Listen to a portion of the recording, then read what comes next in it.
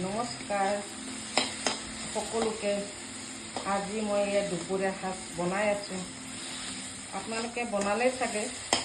এয়া মই আজি কচু আৰু কচু তৰকাৰী শুকান মাছৰ লগত বনাই আছোঁ। আপোনালোকে চাগে বনালেই। কচু আমাৰ কাৰণে বৰ প্ৰিয়। এয়া কচু তৰকাৰী শুকান মাছটো দি দিছোঁ এতিয়া।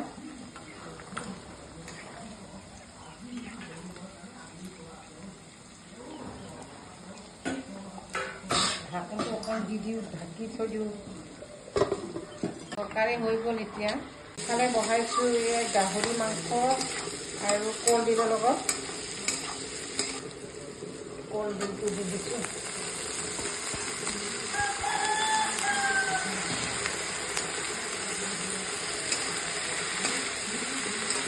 আজিলৈ আহিছোঁ দেই, বাই।